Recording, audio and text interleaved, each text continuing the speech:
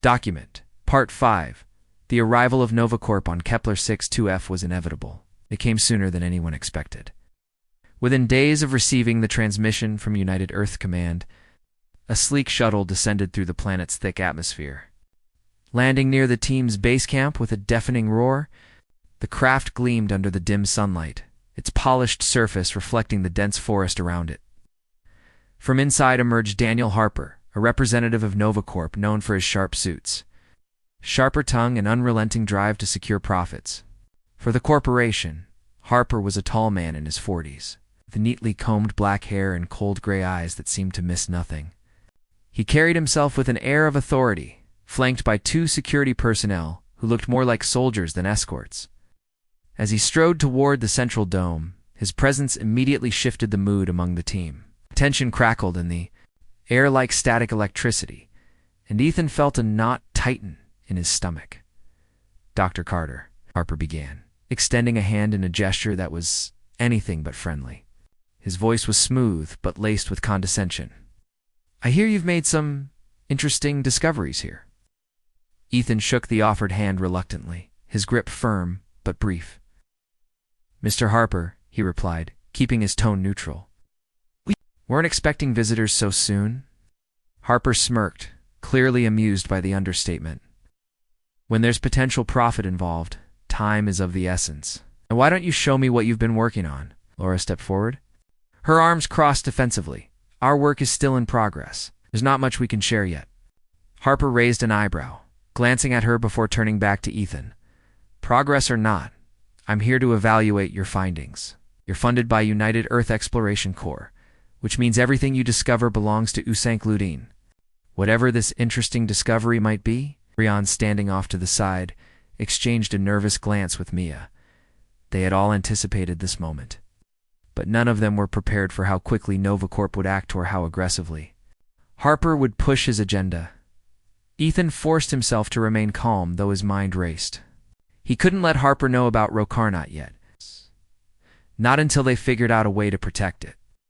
"Our research focuses on the planet's ecosystem," he explained carefully. "There's evidence of unique biological adaptations here, but nothing conclusive enough to report." Harper studied him for a moment, his expression unreadable. Then, with a dismissive wave of his hand, he said, "Fine, show me your data then. I'll decide what qualifies as conclusive for the next several hours." Harper pored over the team's records, scrutinizing every detail they had documented since arriving on Kepler-62f. He questioned their methods, challenged their conclusions, and demanded explanations for even the smallest anomalies. Laura and Mia did their best to deflect his inquiries, feeding him sanitized versions of their findings while omitting any mention of Rokar or its extraordinary abilities.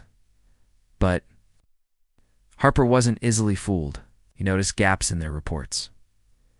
Missing entries, incomplete scans, and vague descriptions of certain phenomena. "You're holding something back," he accused during one particularly tense exchange. "What aren't you telling me?" Ethan met his gaze steadily, refusing to flinch. "We're scientists, Mr. Harper. Sometimes the answers aren't clear-cut. We're still gathering data." Harper leaned back in his chair, tapping his fingers against the table. "Let me make one thing perfectly clear," he said, his voice low but menacing. "NovaCorp doesn't tolerate secrets. If you're hiding something valuable, and I suspect you'd better come clean now. Otherwise, I'll have no choice but to take matters into my own hands." The threat hung heavy in the air, leaving the team uneasy. They knew Harper wouldn't hesitate to seize control of their operation if he deemed it necessary. And worse, they feared what might happen if he discovered Rokar. Later that evening, after Harper and his security team had retired to their quarters, the group gathered in the central dome to discuss their options. The mood was grim, weighed down by the realization that their time was running out. "We can't keep this up forever," Ryan said, pacing back and forth. "Sooner or later, he's going to figure it out. When he does, Rokar won't stand." "A chance," Ethan nodded, his jaw clenched tightly. "I know. But we can't just hand it over to him. Not without a fight." "A fight?" Mia asked incredulously. "Against NovaCorp? Do you have any idea what kind of resources they have?" "They'll crush us." Laura sighed, rubbing her temples. She's right. We're outnumbered and outgunned. But maybe there's another way. Maybe we can stall him by ourselves some time. How? Ethan asked, looking at her intently. Laura hesitated, choosing her words carefully. We give him something else to focus on, something big enough to distract him while we figure out our next move. What do you mean? Mia pressed. The energy readings, Laura replied. We've been analyzing the strange substance we found in those scratches on the orb. It reacts to sound waves and emits pulses of energy. If we tweak the data slightly, we could make it look like there's a massive energy source buried somewhere on the planet.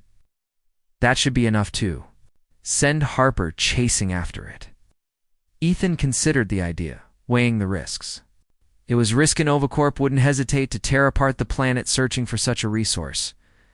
But it might buy them the time they needed to protect Rokar. It could work, he said finally. But we'd need to act fast. Once Harper gets wind of this, he'll want results immediately. Then we'd better get started, Ryan muttered, already heading toward the workstation where they stored their data. Over the next few days, the team worked tirelessly to fabricate the false energy readings. Using advanced algorithms and simulated models, they created a convincing map of the supposed energy source, placing it deep within an unexplored region of the planet. They embedded subtle clues in their existing reports, ensuring Harper would stumble upon them during his review. Their efforts paid off. When Harper returned to the central dome, he wasted no time interrogating them about the new findings. This energy signature, he said, pointing to the fabricated map displayed on the screen, explain it. Ethan feigned surprise, exchanging a glance with Laura before responding. We only recently picked it up during routine scans. It's unlike anything we've encountered before, possibly linked to the planet's core systems. Harper's eyes narrowed, his interest piqued. Linked how? We're not sure yet. Laura interjected smoothly. It's far below. The surface and the terrain is treacherous. We haven't had the equipment or the manpower to investigate properly. Harper drummed his fingers against the table, clearly intrigued. Treacherous terrain, you say? Sounds like a challenge. Worth pursuing. That's putting it mildly, Ryan added under his breath, earning a glare from Ethan. Well, Harper said, rising to his feet with a satisfied smirk, looks like I'll be sticking around a little longer. Prepare a team, we leave at dawn. As Harper exited the dome, the group let out a collective sigh of relief. For now, their plan had worked. Harper was distracted and Rokar remained safe, but none of them believed the reprieve would last long. That night, Ethan ventured into the forest alone, seeking solace in the quiet company of Rokar. The creature appeared almost instantly, merging from the shadows as if sensing his presence. Its glowing eyes locked onto his, radiating a mixture of curiosity and concern. I wish I could tell you what's happening, Ethan murmured, sitting cross-legged on the ground. People like Harper, they don't understand. To them, you're just another resource to exploit. But you're so much more than that. Rokar tilted its head, letting out a soft whistle that resonated in the stillness. Whether it understood his words or simply responded to his emotions, Ethan couldn't say. But the connection between them felt stronger than ever, a silent bond forged through trust and mutual respect as he sat there, staring up at the alien sky dotted with unfamiliar constellations. Ethan allowed himself a moment of hope. Hope that they could outsmart Harper, hope that humanity could rise above its greed, and hope that Rokar, with all its wisdom and power, would guide them toward a better future. But deep down he knew the hardest battles were yet to come. Novacorp wouldn't give up easily, and neither would Rokar's enemies, if they existed. Beyond the forest. For now, though, Ethan took comfort in knowing that he wasn't facing this challenge alone. Together, human and beast stood united, ready to defend what mattered most. Document. Part 1 in the year 2247. Humanity had reached far beyond Earth. The stars were no longer distant lights in the night sky, but destinations waiting to be explored. Dozens of planets across the galaxy had become colonies, each one offering new mysteries and opportunities. Among these was Kepler-6 2F, a planet covered in lush forests, sprawling plains, and towering mountains. It was a world unlike any other, filled with strange plants, unusual weather patterns, and creatures that seemed almost otherworldly. Ethan Carter stood at the edge of a dense forest on Kepler 62F, his eyes scanning the horizon. He was a tall man in his early 30s, with short brown hair and a face marked by both determination and curiosity. As a xenobiologist, Ethan had spent years studying alien life forms, but nothing had prepared him for what he was about to encounter here. His team, a small group of scientists and engineers, was behind him, setting up equipment and taking readings. They were all part of an expedition sent by the United Earth Exploration Corps to study this planet's unique ecosystem. The air on Kepler 62F was thick and humid, carrying the scent of unfamiliar vegetation. Strange bird-like creatures flitted between the trees, their calls echoing through the forest. Brightly colored insects buzzed around, some glowing faintly in the dim light. Everything about this place felt alive, as if the planet itself had a pulse. Ethan couldn't help but feel a sense of wonder every time he stepped outside the safety of their base camp. But there was also a constant undercurrent of unease. This world was beautiful, yes, but it was also unpredictable and, potentially, dangerous. Ethan called Laura Bennett, breaking his train of thought. She was a petite woman with curly blonde hair and sharp green eyes. Her voice carried a hint of urgency as she approached him, holding a data tablet in her hand. The scans are picking up something unusual deeper in the forest, something big. Ethan turned to look at her, his brow furrowing. Big? How big? Laura hesitated for a moment before replying. Bigger than anything we've seen so far. Whatever it is, it's moving slowly, but its energy signature is off the charts. I think we should check it out. Ryan Miller, the team's pilot, overheard their conversation and chimed in. You sure that's a good idea? We're already pushing our luck being this far from base. If something goes wrong, we didn't come all this way to play it safe, Ethan interrupted, his tone firm but calm. If there's something out there worth studying, then we need to find it. That's why we're here. Ryan shrugged, clearly unconvinced but unwilling to argue further. He adjusted the straps of his utility belt and grabbed a handheld scanner. Fine, but don't say I didn't warn you. The trio set off into the forest, leaving the rest of the team behind to monitor their progress remotely. The ground beneath their boots was soft and spongy, covered in moss-like growths that muffled their footsteps. Towering trees loomed overhead, their branches twisting together to form a canopy that blocked most of the sunlight. Shadows danced across the forest floor, making it difficult to see more than a few feet ahead. Despite the challenges, Ethan felt a thrill of excitement. Every step brought them closer to discovering something new, something that could change everything they knew about life in the universe. As they ventured deeper, the sounds of the forest grew louder. The chirping of insects became a constant.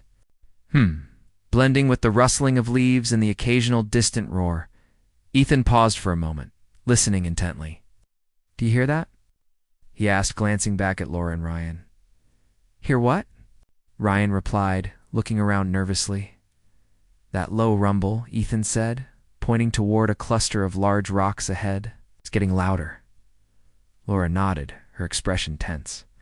Whatever it is, it's close. They moved cautiously, their scanners beeping softly as they picked up stronger signals.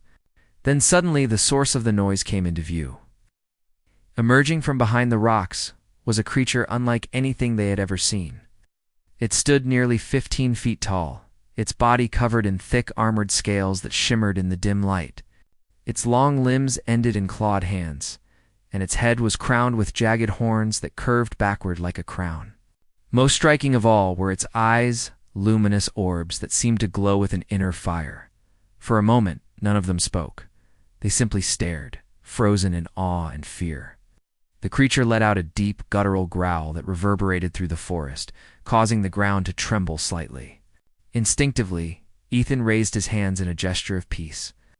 Even though he wasn't sure if the creature would understand, "Stay calm," he whispered to his companions. "Don't make any sudden moves." But the creature wasn't interested in diplomacy. With surprising speed for something so massive, it lunged forward, its claws swiping at the air mere inches from where they stood. Ryan yelped and stumbled backward, dropping his scanner in the process. Laura grabbed Ethan's arm, pulling him away as the creature roared again. Louder this time. This isn't working. She shouted over the noise. We need to get out of here, Ethan reluctantly agreed. There was no point trying to reason with the beast now, not when it was clearly agitated. Together, the three of them turned and ran, weaving through the trees as the creature gave chase. Its heavy footsteps shook the ground, sending shockwaves rippling through the forest. Branches snapped and leaves fluttered as it barreled after them, its growls growing angrier with each passing second. It wasn't until they reached a narrow ravine that they managed to lose it. Scrambling down the steep slope, they ducked behind a cluster of boulders just as the creature appeared above them. For a moment, it scanned the area, its glowing eyes searching for any sign of movement. Then, with a final snort of frustration, it turned and lumbered back into the forest. Disappearing into the shadows, breathing heavily, Ethan leaned against the rock wall, his heart pounding in his chest. That was close, he muttered. Wiping sweat from his forehead. Too close, Laura added, her voice trembling.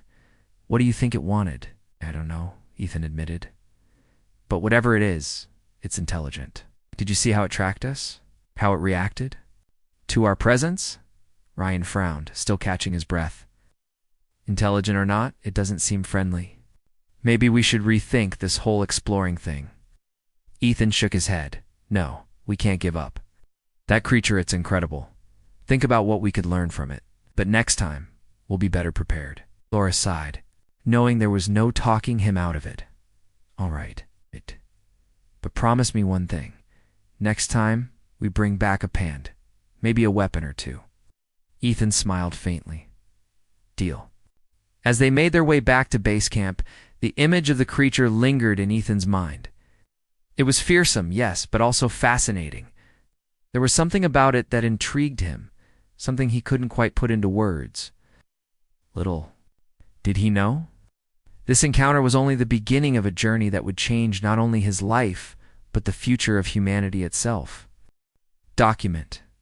Part 2, back at the base camp. Ethan, Laura, and Ryan were greeted by a mix of relief and concern from the rest of the team. The others had been monitoring their progress through the tracking devices embedded in their suits. They could tell something had gone wrong.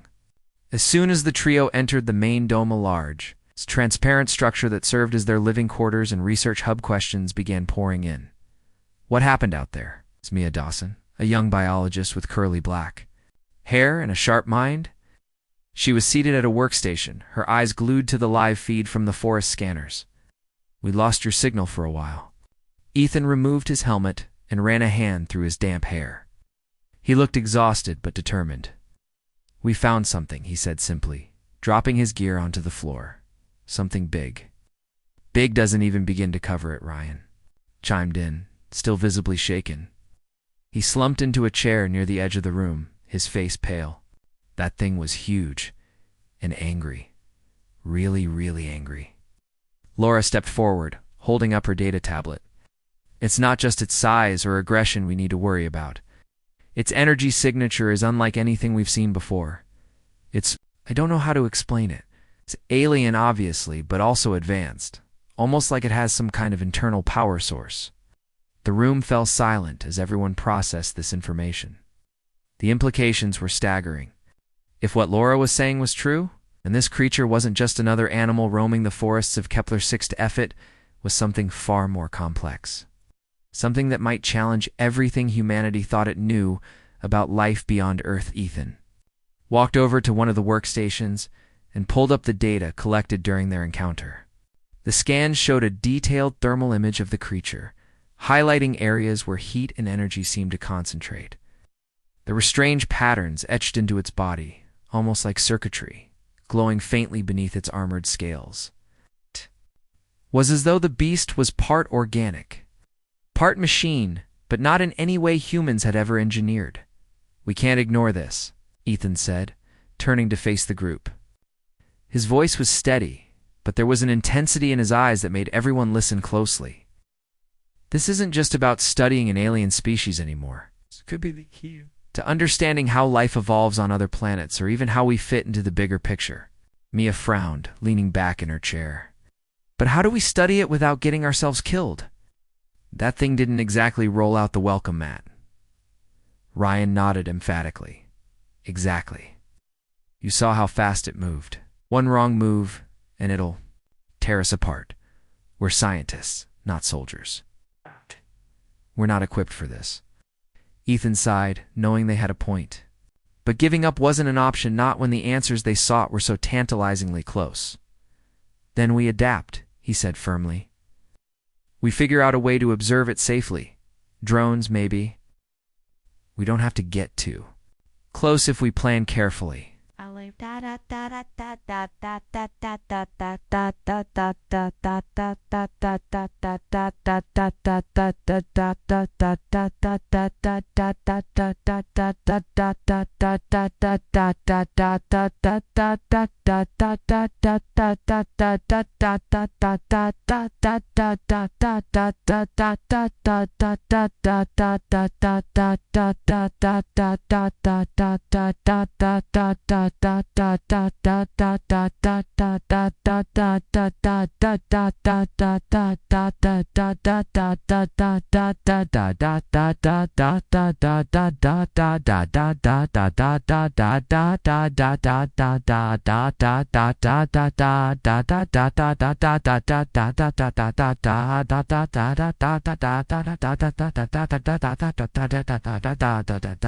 Drones might work, but they'll need to be modified. Whatever that thing is, it's smart enough to recognize threats. A standard drone would probably end up as scrap metal within seconds. That's assuming it doesn't decide to chase after us again, Ryan muttered under his breath, earning a glare from Ethan. Ignoring him, Ethan turned to Mia. Can you modify the drones? Add some stealth tech, maybe? Make them quieter, harder to detect? Mia hesitated for a moment, then nodded. I think so. It'll take some time, though, and we'll need to test them first, to make sure they can handle whatever that thing throws at them. Good, Ethan replied, a hint of satisfaction in his voice. Let's get started. Time is critical here. Over the next few days, the team worked tirelessly to prepare for their second attempt at studying the creature. Ow! Mia spent hours tinkering with the drones, adding sound-dampening materials and programming them to mimic natural movements. Laura focused on analyzing the energy readings they'd gathered, trying to identify any patterns or weaknesses that might give them an advantage. Meanwhile, Ryan reluctantly helped set up additional security measures around the base camp, muttering under his breath about how reckless the whole endeavor was. Ethan, however, couldn't shake the feeling that they were missing something important. The memory of the creature's glowing eyes haunted him, filling his mind with questions. Was it truly hostile, or had they simply misunderstood its intentions? Could it communicate in ways they hadn't yet discovered? He spent hours poring over the data, searching for clues until finally, inspiration struck. I've got an idea, he announced one evening, gathering the team around the central table in the dome. On the screen in front of him, he displayed a series of audio recordings captured during their initial encounter. Listen to this. He played the clip, which featured a low, guttural growl, followed by a series of rhythmic clicks and whistles. At first glance, it sounded like random noise, but Ethan pointed out subtle patterns in the sounds. These aren't just random vocalizations, he explained. They're structured, almost like language. Laura leaned forward, her interest piqued. You think it's trying to communicate? It's possible, Ethan replied. We can decode these sounds and, maybe replicate them. We might be able to establish some kind of connection. Ryan raised an eyebrow skeptically. And what happens if it decides talking isn't enough? What if it still wants to rip us limb from limb? We'll take precautions, Ethan assured him. But we won't know unless we try. Next morning, armed with their newly modified drones and a portable audio device loaded with recorded sounds, the team ventured back into the forest. This time, they approached cautiously, keeping their distance and relying on the drones to scout. Ahead, the machines hummed softly as they flew through the trees, their cameras transmitting live footage back to the team's monitors. At first, there was no sign of the creature. The forest seemed eerily quiet, as if holding its breath. Then suddenly, one of the drones picked up movement in the distance. Through the camera feed, They saw the massive form of the beast emerge from behind a cluster of rocks. It paused, sniffing the air, before turning its head toward the drone. "Pull it back," Ethan whispered urgently. "Don't let it see it. Too late." The creature spotted the drone and let out a deafening roar, swiping at it with one of its clawed hands. The impact sent the machine spiraling to the ground, its camera feed cutting out instantly. Everyone held their breath, waiting to see if the beast would charge toward them. Instead, it stood still for a moment, staring directly at their hiding spot among the trees. "This isn't working," Ryan hissed, gripping his scanner tightly. "We should go now." But Ethan shook his head. "Wait." Slowly, he activated the audio device, playing back the recording of the creature's own. Sounds the effect was immediate. The beast froze, tilting its head as if listening intently. Then, to everyone's astonishment, it responded, letting out a series of clicks and whistles that matched the rhythm of the recording. "It's communicating," Laura breathed, her eyes wide with amazement. "It understands." Encouraged by this breakthrough, Ethan decided to take a risk. Stepping forward cautiously, he held up the audio device and played the sounds again, this time louder. The creature hesitated, its glowing eyes fixed on him. For a moment, it looked as though it might attack. But instead, it took a tentative step closer. Lowering its massive head slightly, Ethan's heart raced as he realized the creature wasn't reacting with hostility. It was curious. Carefully, he reached into his pack and pulled out a small, non-threatening object, shiny metallic orb designed to reflect light. Holding it out in front of him, he waited. The creature sniffed the air once more, then extended one of its clawed hands. Surprising gentleness, it plucked the orb from Ethan's grasp and examined it closely. The team watched in stunned silence as the beast emitted a soft, melodic whistle, almost like a purr, before retreating back into the shadows. "Well," Ryan said finally, breaking the spell, "that was unexpected." Ethan smiled faintly, his pulse still racing. "Unexpected, but promising. Whatever this thing is, it's smarter than we gave it credit for." Laura nodded, her expression thoughtful. "It's willing to interact if we approach it the right way." As they made their way back to base camp, Ethan couldn't help but feel a sense of hope. They had taken the first step toward understanding. The creature, bridging the gap between human and alien. But deep down, he knew this was only the beginning.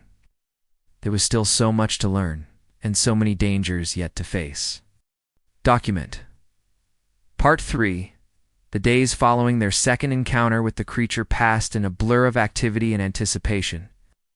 Ethan, Laura, Ryan, and the rest of the team worked tirelessly to build on what they had learned. The breakthrough in communication, however rudimentary it might have been had, opened up new possibilities. For the first time, they felt like they were making real progress. But with every step forward came fresh challenges, and the stakes only grew higher. Ethan spent hours poring over the recordings of the creature's sounds, trying to decipher patterns or meanings. He set up visual displays in the central dome, mapping out each click, whistle, and growl alongside corresponding behaviors observed during their interactions. It was painstaking work, but he refused to give up. Every detail mattered if they wanted to deepen their understanding of the beast, Laura. Meanwhile, focused on analyzing the orb that Ethan had offered to the creature. Though it seemed unremarkable at first glance, a simple metallic sphere designed to reflect light, now bore faint scratches and marks where the creature's claws had touched it. Using high-powered microscopes, she discovered something extraordinary embedded in those scratches. Microscopic traces of an unknown substance. It wasn't biological, nor was it entirely mechanical. Instead, it appeared to be some kind of hybrid material, unlike anything humanity had encountered before. "This changes everything," Laura said one evening, showing her findings to Ethan. She pointed to the glowing image on her tablet screen, which displayed the strange substance magnified thousands of times. "Whatever this is, it could explain how the creature operates. Look at these energy signatures. They're similar to the ones we picked up during our scans." Ethan leaned closer, his brow furrowing as he studied the data. "You think this is part of its system? Like integrated into its body? It's possible, Laura replied. If so, then it's not just intelligent, it's advanced. More advanced than us, maybe? The implications weighed heavily on both of them. If this creature, or perhaps its species as a whole, possessed technology or biology far beyond human capabilities, then humanity's role in the galaxy might need rethinking. Were they explorers discovering new worlds, or intruders stumbling into territory they didn't fully comprehend? While Ethan and Laura delved deeper into their research, Ryan took charge of setting up additional safety measures around the base camp.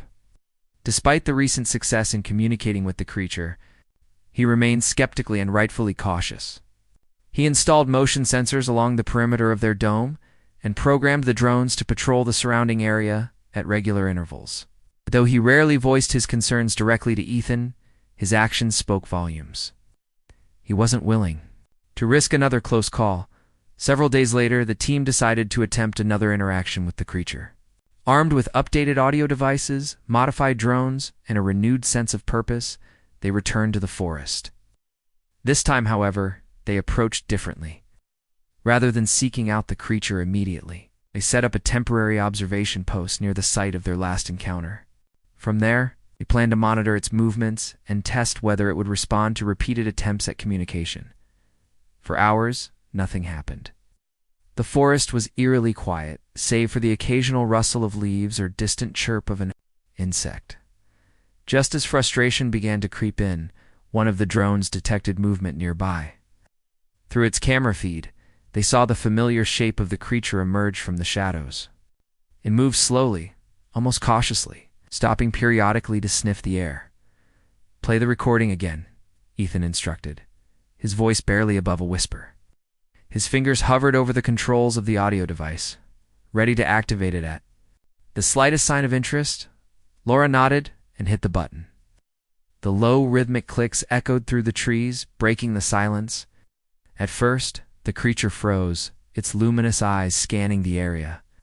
Then, much to everyone's relief, it let out a series of whistles in response. Encouraged by this reaction, Ethan played the recording once more, extending the sequence slightly to see if the creature would mimic the added notes. To their amazement, it did. Not perfectly, but enough to suggest that it was learning or, at least, attempting to engage. The realization sent a ripple of excitement through the group. They weren't just observing this being. They were forming a connection. But the most surprising moment came when the creature suddenly shifted its focus. Ignoring the drones hovering above, it turned directly toward Ethan and emitted a long, melodic tone, unlike any sound it had made before. Its posture relaxed, and it lowered its massive head slightly, as if inviting him closer. Ethan hesitated, glancing back at Laura and Ryan for reassurance. Both wore expressions of equal parts fear and wonder. "What do you think?" he asked quietly. "I don't know," Laura admitted, her voice tense. "It seems calm, but I still don't trust it completely." Ryan crossed his arms, clearly uneasy. "Are you seriously considering going near it?" "After everything that's happened?" "Have to," Ethan replied firmly. "This is our chance to learn more. To show it, we mean no harm." Before anyone could argue further, Ethan stepped forward, holding the audio device in front of him like an offering. His heart pounded in his chest, but he forced himself to remain steady. Slowly, deliberately, he played the recording again, maintaining eye contact with the creature. The beast tilted its head, studying him intently. Then, without warning, it stretched out one of its clawed hands, not aggressively, but almost as if reaching out. Ethan froze, unsure what to do next. Should he retreat, or should he take the risk and meet it halfway? Summoning every ounce of courage, Ethan reached out his own hand, palm open and facing upward. The gesture was universal, a symbol of peace. Recognized across countless cultures on Earth, for a moment, nothing happened. The creature simply stared at him, its glowing eyes unreadable. Then, ever so gently, it extended one of its claws until it brushed against Ethan's fingertips. The touch sent a jolt of electricity coursing through his body, not painful, but startling. Images flashed in his mind, vast landscapes bathed in golden light, towering structures made of shimmering crystal. and countless other creatures like this one moving in harmony. It lasted only seconds, but the experience left him breathless. "What was that?" Laura whispered, rushing to his side as the creature pulled away and retreated into the forest. Ethan struggled to find words, his thoughts racing. I think it showed me something. Memories, maybe? Or visions? You're saying it can project thoughts?" Ryan asked skeptically, though even he couldn't hide the awe in his voice. "I don't know how else to explain it," Ethan replied, "but whatever it is, it's incredible. It proves one thing: we're not dealing with just an animal. This thing is something else entirely." Back at the base camp, the team debated what to do next. Ethan was convinced that they needed to continue building trust with the creature, arguing that it held answers to questions humanity had been asking for centuries. Laura agreed, though she emphasized the importance of caution. Ryan, however, remained unconvinced. "We're playing with fire here," he warned during one particularly heated discussion. "We don't know what that thing is capable of. What happens if it decides we're a threat? Or worse, what if someone else finds out about it?" His words hung heavy in the air. None of them had forgotten the presence of NovaCorp, the powerful interstellar corporation known for exploiting planetary resources. So far, their expedition had managed to stay off the radar, but Ryan's fears weren't unfounded. If word of the creature reached Earth, it wouldn't take long for corporate interests to descend upon Kepler-62 EFON. They wouldn't care about ethics or conservation, despite these concerns. Ethan refused to back down. "We'll deal with that if it happens," he said firmly. "But for now, our priority is learning as much as we can while keeping ourselves and the creature safe." Over the next few days, their interactions with the beast became more frequent. Each encounter brought new discoveries, strengthening the bond between human and alien. Ethan found himself growing increasingly attached to the creature, which he privately nicknamed Rokar, after a mythical guardian from old Earth legends. Though it communicated primarily through sounds and gestures, Rokar seemed to understand their intentions, or at least tolerate them. One evening, as Ethan sat alone in the observation dome, reviewing footage from their latest encounter, Laura joined him. She carried 2 cups of steaming tea, handing one to him before sitting down beside him. "You've changed," she said softly, watching him scroll through the images on the screen. "Ever since we started interacting with Rokar, you've been different." Ethan smiled faintly, taking a sip of the tea. "Different how? More hopeful," she replied. "Like you finally found what you were looking for." Nodded thoughtfully, gazing out at the darkened forest beyond the dome. "Maybe I have.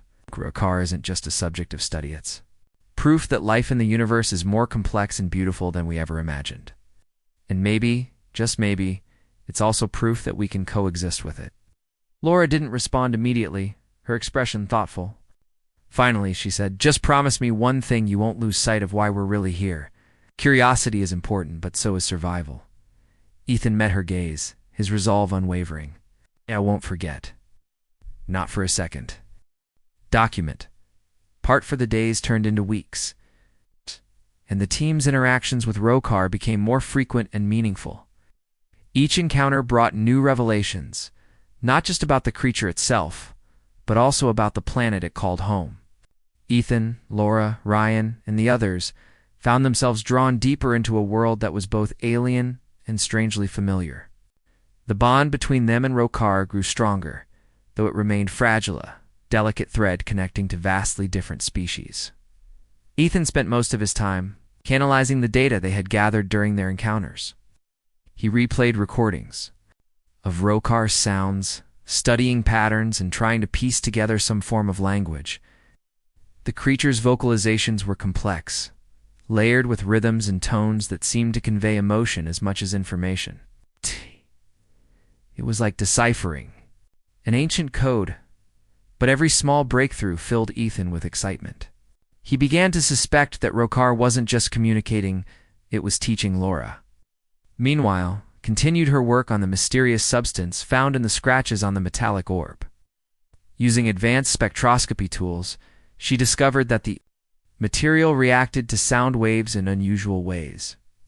When exposed to certain frequencies, those matching Rokar's vocalizations, The substance emitted faint pulses of energy. This suggested that Rokar's communication might be more than auditory. It could involve vibrations or even electromagnetic signals.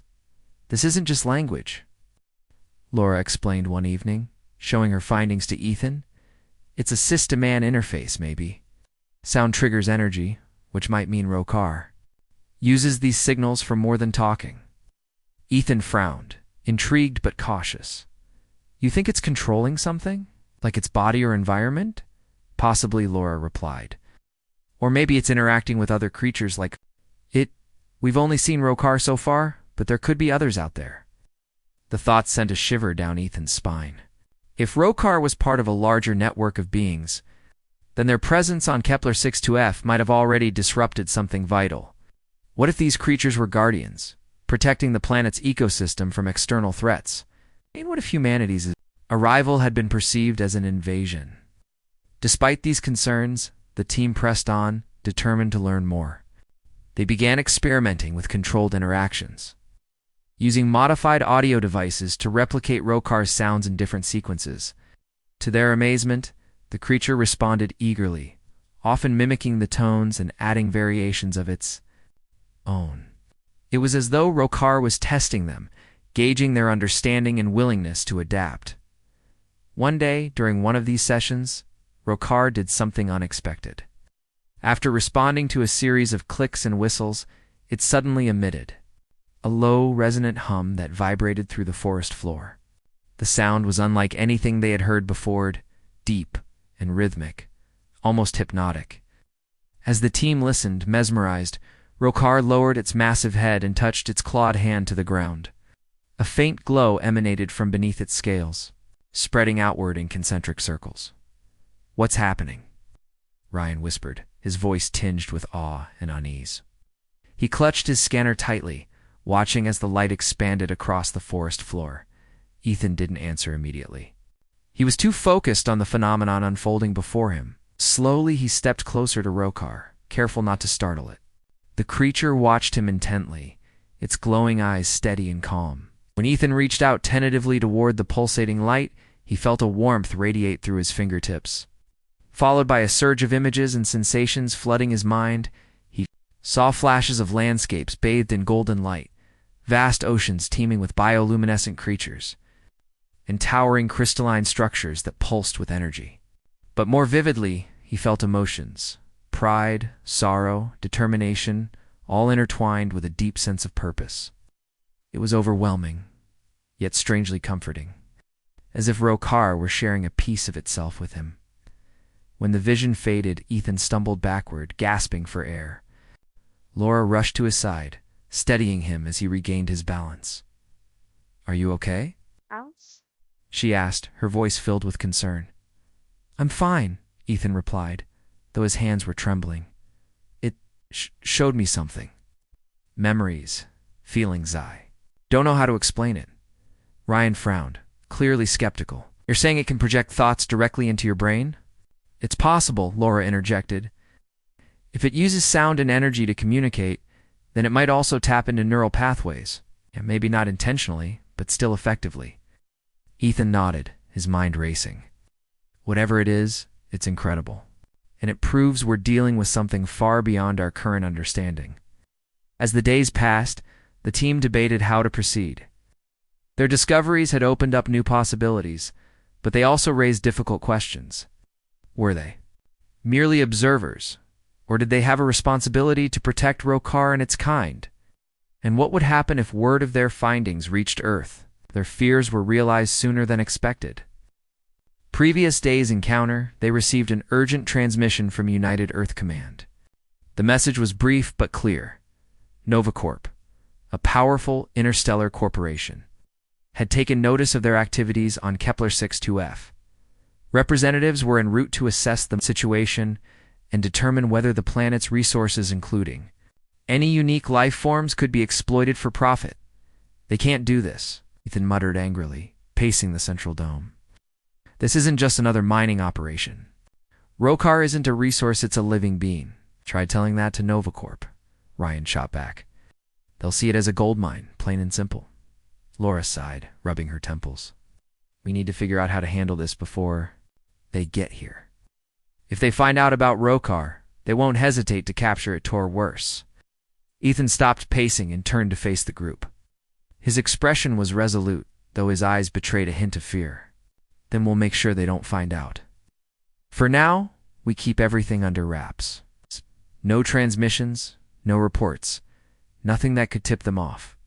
And when they arrive, Mia asked, her voice barely above a whisper, "What then?" "Cross that bridge when we come to it," Ethan replied. "For now, our focus stays on Rokar. We owe it that much." Over the next few days, the team doubled down on their efforts to understand Rokar. They conducted more experiments, refining their ability to replicate its sounds and interpret its responses. With each interaction, the bond between human and beast grew stronger. Rokar seemed to trust them more, at least tolerate their presence, but there was always an underlying tension, as if it sensed the looming threat. One evening, as Ethan sat alone in the observation dome reviewing footage, Rokar appeared unexpectedly near the edge of the forest. It moved silently, emerging from the shadows without warning. For a moment it simply stood there, watching him with its luminous eyes. Then slowly it approached the dome, pressing its massive head against the transparent wall. Ethan rose to his feet, his heart pounding. He wasn't afraid, not anymore, but he was acutely aware of the significance of the moment. Stepping closer, he placed his hand flat against the dome, mirroring Rokar's gesture. Through the barrier, he felt a faint vibration accompanied by a soft hum that resonated in his chest. "You're trying to tell me something?" Ethan said softly, though he knew Rokar couldn't understand spoken words. "I wish I could fully grasp it." Rokar let out a low whistle, tilting its head slightly. Its glowing eyes locked onto Ethan's, conveying a depth of emotion that transcended language. Whether it was gratitude, curiosity, or something else. Entirely, Ethan couldn't say. But in that moment, he felt a profound connection, a shared understanding that transcended their differences. As Rokar retreated into the forest, Ethan remained standing by the dome, his mind swirling with thoughts.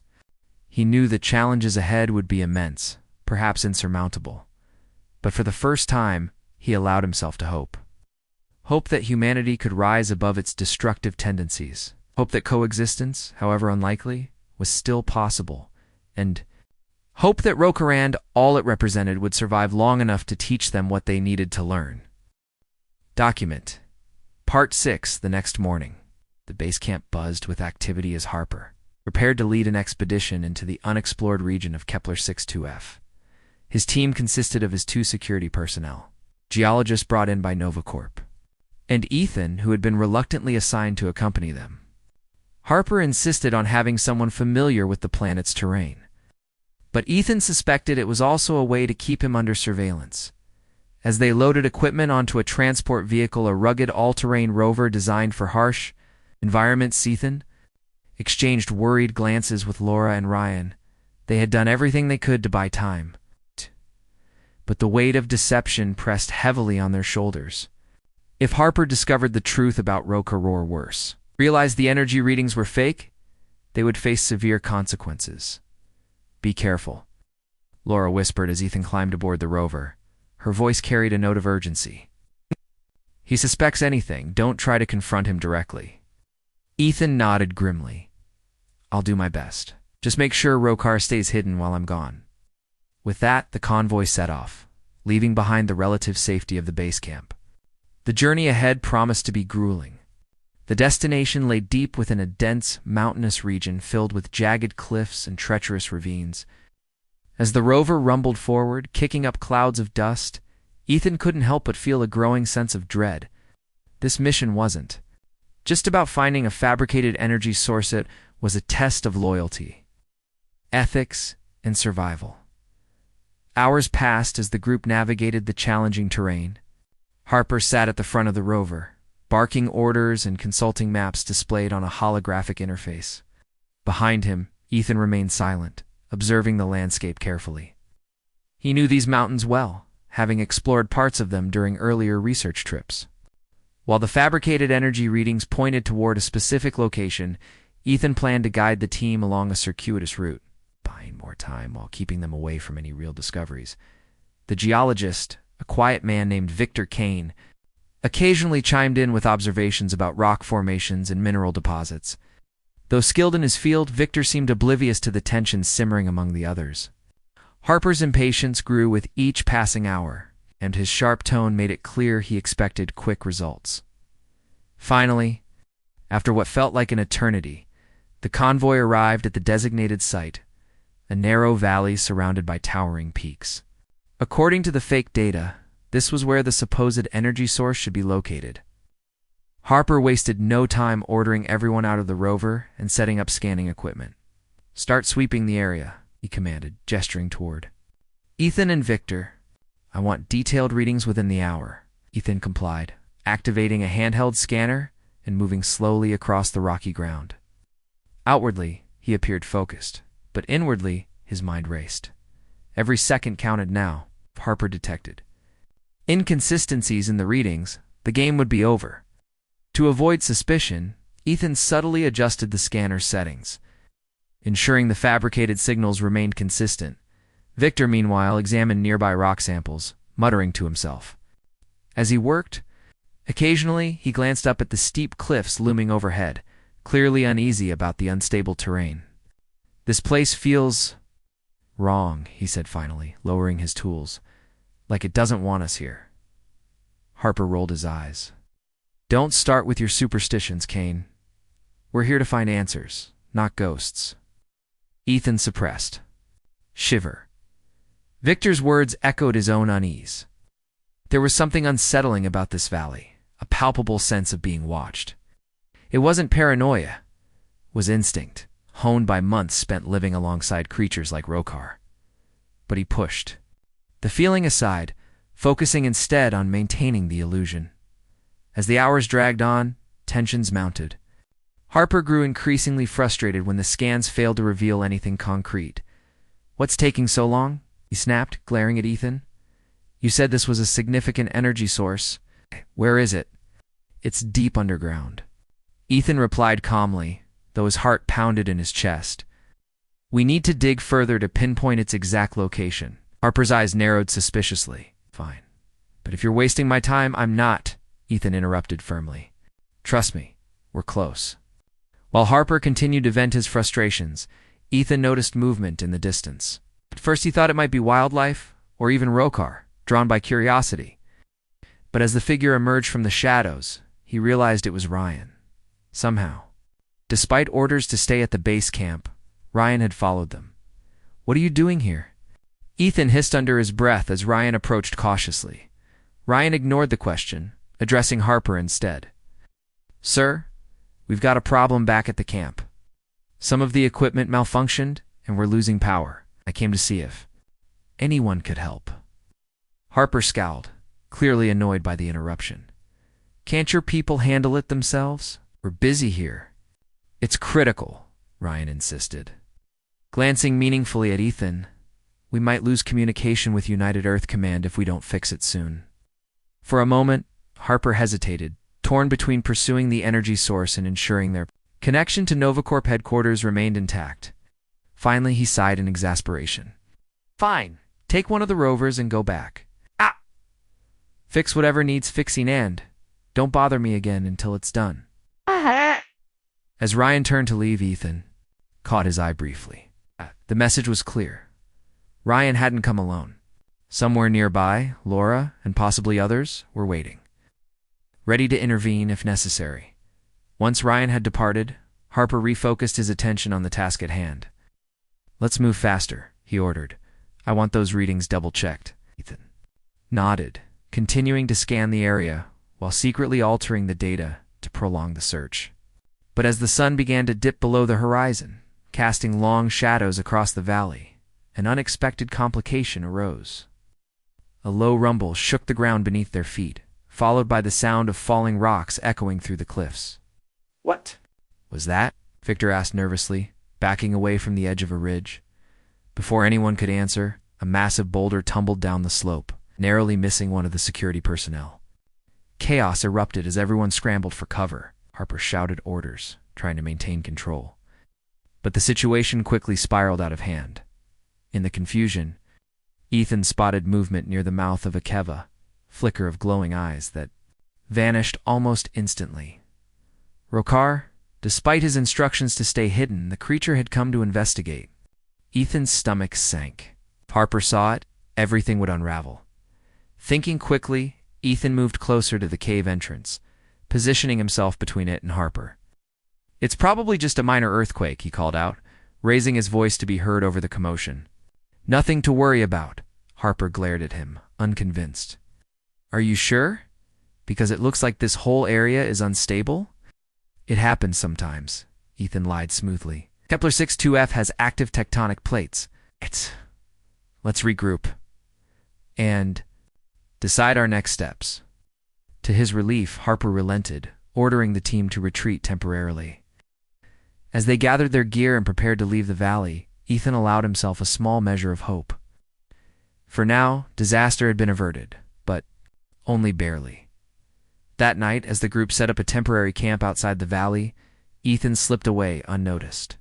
Under the cover of darkness, he made his way back toward the cave where he'd seen Rokar. Sure enough, a creature awaited him, its massive form blending seamlessly with the shadows. "I told you to stay hidden," Ethan whispered, his tone a mix of frustration and gratitude. "If Harper sees you, he won't hesitate to capture you or worse." Rokar let out a soft hum, tilting its head slightly. Its glowing eyes conveyed understanding, though Ethan couldn't shake the feeling that it was testing him somehow. "You have to trust me," Ethan continued, his voice softening. "We're doing everything we can to protect you. But you need to stay away from Harper and his team, do you understand?" The creature responded with a series of clicks and whistles, then stepped back into the depths of the cave, disappearing from view. Ethan lingered for a moment longer, staring into the darkness. He didn't know whether Rokar fully grasped the danger it faced, but he hoped the bond they shared would be enough to keep it safe. Returning to the camp, Ethan found Harper pacing irritably near the fire. "Still no word from your friend?" Harper asked sharply, fixing Ethan with a piercing gaze. "He'll radio in once the issue is resolved." Ethan replied evenly, refusing to show any sign of nerves. Harper studied him for a moment before nodding curtly. "Good, because I expect results tomorrow. No excuses." As Ethan settled down for the night, exhaustion weighing heavily on him, he couldn't help but wonder how much longer they could keep this charade going. Harper's patience was wearing thin, and every passing day brought them closer to discovery. But for now, they'd bought themselves a little more time, and that was all they could ask for. Deep in his heart, Ethan knew the battle was far from over. Protecting Rokar meant walking a razor-thin line between deception and defiance. As the stakes grew higher, the choices ahead became clearer. Sacrifice everything to save one. Extraordinary being or risk losing both humanity's future and the fragile trust they had built with the galaxy's greatest mystery,